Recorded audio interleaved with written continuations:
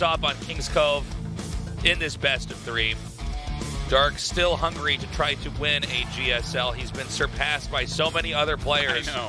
It doesn't even make sense because we still consider him basically like a top 5 player at all times. Yeah. But he can't win a tournament to save his life. So our game is now loading up. This is game 1, Dark versus Patience. 게임이 시작됩니다.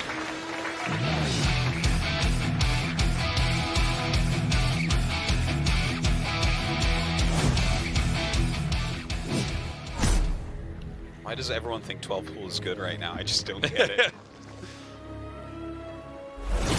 Gosu Crew, Dark. There must be something to it. Yeah, it could be an anti-cannon rush type thing. Yeah. But it's like very early. Team LP, Patience. You know, the problem is if it's a build intended to preempt something, if you don't do whatever it's going to be, whatever's preempting it, then you might be in a not optimal situation. Oh my God. Oh, Patience wow. is going Nexus first, so Dark is just going to kill him. Look at that. Well, I guess this does preempt Nexus first. you never see Nexus first anymore. Yeah, this is is a quite very a rare build. risky build, but I guess if Zergs are actually, not getting pulls right away, that's uncommon, then you could probably sneak through and actually kind of eke out economically a huge lead. But the fact that this is going to be completely hard countered, I mean, we're going to go right into game 2 here, guys. There's like no real chance. The 8 lings should deal just critical damage. Lights out for Protoss. That's definitely happening in this game. Yeah, no question. I hope I thought this was going to be an epic Did fight. you see that other sign? I hope no one wins. I didn't know the other side. I actually didn't see that. I thought this might be an epic fight, but instead this is like we're going to watch a chicken get its neck broken. Yeah. Look, he's making 2 gates. Maybe there's some small chance here if he chrono boosts Zealots and gets his probes immediately. Okay, he scouts the 4 incoming lings, so this actually gives him time to maybe save the pylon. His probes should already be on the way, almost all of them. Oh, he should have stopped position there. Okay, here come the lings. Cancels one of the gates. Yep. So he's chronoing out 1 Zealot. I should do the chrono before the Zealot was started. Problem is that there's only 1 pylon here. The probes are not going to get a good fight against the lings, but they kind of have to dive on top of the lings because otherwise the pylon is going to be killed. Now, behind this, by the way, so we thought this game was just going to straight up end. I guess it's actually going to go on here. Well, he got a little bit lucky scouting north with his probe immediately. And just scouting those 4 lings coming in. Like, that gave him time to get down to save the pylon. If you don't save the pylon dies. Yeah, that's basically it. Because you're not going to have the Zealot out, which is really what you need. So, I mean, I'm surprised that that's how it turned out, but I guess sometimes that's the case. Yeah, well, very fortunate, like you were saying, that he spotted that right away. 7 probes did end up going down. A lot of interrupted mining time here as well. Yeah, it's like, I think it's still very, very bad, but, he's not dead. The game isn't over. Well, so far, that one guy with the sign, I mean, no one's won so far. That's right, yeah, so he's getting his dream. His day is going well at the moment. Yeah, what an odd way to start this game off. So, a lot of times when you got 2 pros doing 2 different builds, they're following this really clean algorithm, executing everything. But when you have that many workers killed and the hard counter didn't finish off the Protoss, you're in a little bit of a free fall here on both sides. You kind of have to intuit what direction the game's going to go, right? The Zerg makes some economic sacrifices to get that actual attack off early on. The Protoss had to sack a bunch of probes to just not lose the game. So, it's going to be probably a little bit of a wonky game from here on out on both sides. Well, I think for Patience, you're going to be chrono boosting probes pretty much nonstop to catch back on that. And the thing is, Dark has to catch back up in his production as well. I'm a little bit surprised he went for 2 sentries. I think that this is a mineral-based thing. He just kind of had an excess of gas. And not that 2 sentries is bad, but I always feel like I like 2 adepts after something like this occurs. Oh, so you can try to move out and be active? Yeah, like you're one-shotting lings, you're one-shotting drones, right? So you actually have a lot of potential with that, but Patience looks like he's gearing up for an Immortal push. Yeah. I wonder how this Immortal push is going to do. We see a Roach Warren going down just after the Robo started. There's a layer coming here as well. Maybe it's not a bad idea, though. trying to come out here and really do some damage. What in the... I don't... Is that a mistake? Yeah. Yeah. Like, Okay. In every way, an Oracle or a Phoenix is better than that. Yeah. There is no universe in which the Colossus is the right Colossus is hallucination basically here. just right-clicked across the map in case there's anything it can scout. Well, Got some more gates coming down here. A Forge as well. I love patience games, man. I love that we're going to follow. I love that we're going to follow this Colossus across the map. That's not going to do anything. Yeah. What if Dark panics though? There's Colossicane!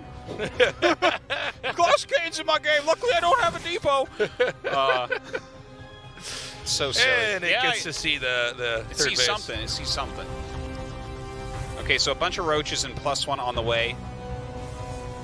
Dark has scouted the Robo.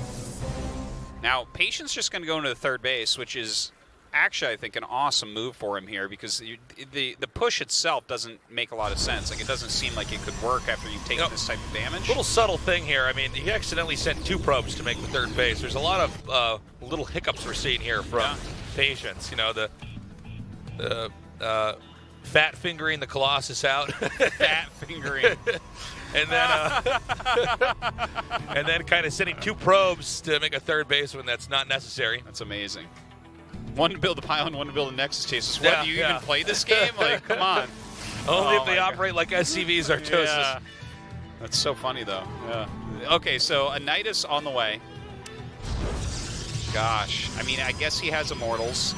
I like that he's going for Blink and +1. Like, these are some interesting ideas from Patience. Where's he going to pop the Immortal out at, you think? You mean the I'm sorry, Nidus? the Nidus, yeah. Because the Immortal pops out of the Robo. I can spoil All right, that yeah. one for you right off the bat. Not the but Nexus or... just wherever the army isn't. I mean, he's getting full scouting done with this Overseer. There is a blind spot right in the middle of the base. I think that might be a good spot to try to set it up. Well, the 2 Stalkers are actually flanking it up here, which really helps. You should be able to spot it right as it comes up and pull probes. Oh, we have some Roaches attacking over here in the front. Yeah, pretty decent force fields there. You see that Dark right now is just diving in and trying to trade. Oh my god, just going to make the Knights right there. Oh, how funny. Yeah. Well, he's going for 2 Niduses at once here. Yeah. Seems like he just, there's That's nothing it. that he can GG. do. Dark wins that. Well, Cool ending. 12 pool versus Nexus first. You're not going to run into Nexus first that often. It's a pretty rare build at the moment, but Dark just nailed it. Yeah. So good for him. It was a decent hold from Patience, and I don't even think his follow-up was a bad idea. Yeah. You know, I can't think of anything that was going to work better than that. You know? Really great play there by Dark. And I'm liking that we're seeing more of this double Nidus play. It's just very strong. I mean, it's hard enough to get into the right position to stop one. When we have the second one coming in there, it's really, really tough to catch it and stamp it out. Yeah, well, I think this game he had 1 Nidus, but he was just going to continually pop up exits, right? Oh, I thought I saw a second Nidus being made on the production tab. Well, am I crazy? I think so, but maybe not. I don't know. Moving on. New Repugnancy is going to be our map for Game 2. Dark vs. Patience continues on. All right. Right now. This very second. Go. 게임이 시작됩니다.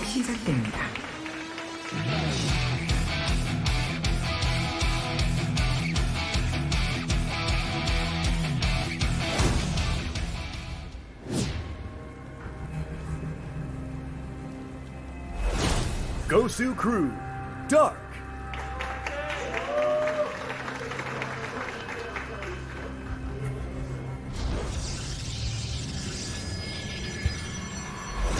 Team LP, Patience.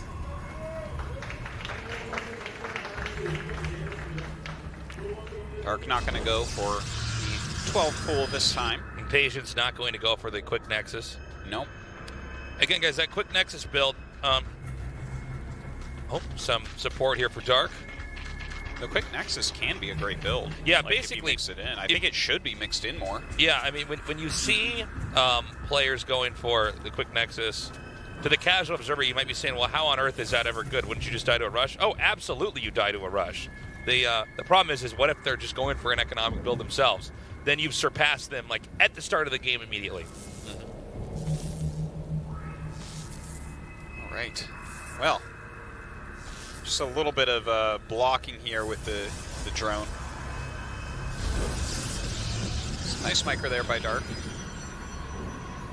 Be excited to see what Patience has planned for us, though, in a game where, you know, he hasn't lost all his probes right in the beginning.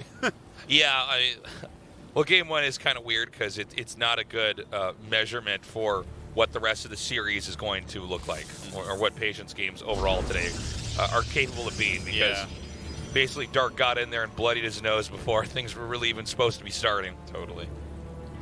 But I love the manner in which Patience plays StarCraft. I think that so much can be learned from a player like him, where he does what his plan is, you know? He comes in with a plan. It's very hard. It's like you can prepare much more for a player like Stats, who's a much better player overall than Patience. Yeah. But in many ways that makes Patience more dangerous, because he's just going to do his thing and he might just kill you with it, and that's it. He knows how to win as well. He really knows how to play. I think some kind of the dirtiest part of Protoss play, the part that makes people hate Protoss, he kind of embodies that. Yeah, he really does. I also think SOS is that on a much, much heightened level. Well, I think that Patience and SOS, while they hold a lot of the same frustrations when you play against them, I think a lot of players will feel this similar playing against them. I think that SOS is so heavily mind games and fluid, whereas Patience is almost the opposite in a lot of ways. He's even like though they come up with the same things. No, he has a plan at the beginning, I think, and he does it, and that's what he does. And he wins or loses, whereas SOS will like look at every little, like the wind will blow on the map if he has high resolution graphics on. You'll see the grass go in a certain direction. That might change his build. I don't know. You know. Yeah, I mean, well, SOS seems to be able to intuit on the fly a lot of crazy stuff that is just mind blowing. That, you know, we're actually having this in top tier tournament games. Yeah. But yeah, Patience definitely comes out with a very well crafted plan that has a series of exploits in the build, in the strategy, that he's going to try to use to really punish his opponent. So right now we just saw the Twilight finish, and a Robo's already on the way. I really want to see what's going with this Twilight. Oh, a Dark Shrine after the Immortal. So that's kind of interesting. Not what I was expecting at all. Yeah, this was a surprise to me as well. I actually thought we were going to have not a DT build, at least, coming out here. The fact that he got the Archon right away is what is really going to throw you off. But this is, in some ways, the more I'm thinking about it, the more brilliant it is. Because when you see these units walking on the map, specifically what he has right now, Sentry, right? He has the Stalker that blocked the Overlord Scout. He has the Immortal out. You look at this and you say, okay, it's an Immortal push game. Right. And the two things that you are first to skip out on are no spores, and you might slow your layer down. Oh, that's a really, really good point. Yeah, especially with the spores. When this comes out, look at all these roaches he's building. Like, this is an incredible mind game. This is an incredible mind game for Patience. We have this push down. I think there's a chance that Dark is starting to realize, wait a minute, you know, where is this push? He doesn't seem to be that committed at all. But I don't see detection. These ZTs are just going to kill him. Yeah. They're going to do damage that can't be stopped. Look at this. Watch this. My God, like, the amount that he has tricked him is ridiculous. All he needs to do is warp in the DTs now. Where are they? Where are they? I actually they're there. Thought they were already going to be out, but yeah, they're not. And so there's nothing that the Zerg can do. My God. We don't see any detection over here. Look at that. Layer and 2 spores start immediately. If he had split these DTs a little bit better, like, every drone would die. Patience's plan worked even better than he thought it would. Yeah, because if he thought it was going to work this well, he would have split those DTs, I would say. He pops out of there, did not lose a single DT. I think only lost a little bit of shields on the War Prism. And from here, he can actually start to morph Archons, and then follow this into Archon Harass, and Dark's going to be playing from a deficit. And I don't even know what the route is that Dark tries to take in order to get back on top in this game. What a ridiculous build. Like, this is a tip-top mind game build right here. I'm so impressed with this strategy. And that is so brutal. This shows the continued evolution of the Immortal push. Because, like, the things I named that Zerg skip out on, that's, like, some of the things that you do right now to hold on against these Immortal pushes. And suddenly, Patience like, oh, the things you do to hold out against the Immortal push, I'm going to abuse those things now. Yeah. Right? I mean, the things that counter the thing I look like I'm doing, oh, I'm going to wreck you because of that. Really, really cool game so far here from Patience. You know, when you do a strategy like this, I mean, the purpose of the strategy, it's worked. He's killed the hatchery. Now Protoss just has a lead. And this means there's going to be an inevitable push. It's going to be so difficult for the Zerg to hold off. So, I mean, as long as Patience plays a clean game, he should be in good shape. Now, we do have a Nidus network coming down here. Yeah, that's very interesting as well. He started an infestation. I didn't see actually if he canceled it or not. I think he let it finish. Okay. Kind of interesting. Okay, here comes this push now. It is a pretty scary push. The thing is, if Zerg holds this, I don't know that Zerg will hold this, but if they do, you can immediately go across the map with the Nidus and do a lot of damage. So we really want to watch for not just Zerg holding this, but the possible counterattack coming. Well, if Patience just pokes like this and then pulls back, he's got a third base, he's got his +1 about to finish, charge finishing up. I think he's in great shape at that point as well. Like, he's definitely in command of this game. It's not on camera yet, but we want to keep our eyes out for that the War Prism there. If the Ravagers could just gun that down, and then this rush is not going to be an issue anymore. But we have drones being pulled over here. As you can see, Dark is very desperate to try to hold this attack off. Now, his War Prism was far away enough. Oh, here we go! Oh my God, barely dodges out of that. Yeah. The Immortals were actually far away enough. By the way, there's that counterattack I was talking about. The Immortals were far away enough from the War Prism that they weren't able to be microed in there. Only now is he able to utilize that as he's pushed pushed the push far away. So the Nidus pops up. A bunch of roaches coming out now. Insta recalls. See how well he can deal with this. He only recalls a single Immortal. Oh, and a DT. The Immortal as well is also surprised by this. Yeah, I guess so. And, yeah, this is crazy how much damage is being dealt over here. Did Dark just win this game? I think he might have, guys. I think it's not completely over. Like, he's going to lose his third, but he'll hold his main, and his Immortal count is still reasonable. Maybe he can... Nah, I don't think he can hold that. Oh, he's trying to hold everything at once, which is like the way to lose everything at once. Yeah, he may spread himself too thin here. All that he really has is these Immortals and War Prisms, but as we've seen before, whoa! Just barely saves that one. Hey, maybe he does hold everything at once. I don't know. I gotta stop calling it when there's an Immortal and a War Prism here. Okay, this has happened to me too many times. I think he... at this point in time, if he has a few more units unload over here, he's going to get to the tipping point. There it is. Yeah. GG. Dark wins 2-0. So I think he overcommitted to the push on the third base. He was in such a fantastic position after just killing the hatchery at the third. He had +1 on the way and charge on the way, neither of which were done. And he was mining from his third base. So I look at all that together, and the push itself was like, if he just pokes in, he's just making you make units. Oh my God, it's even stronger.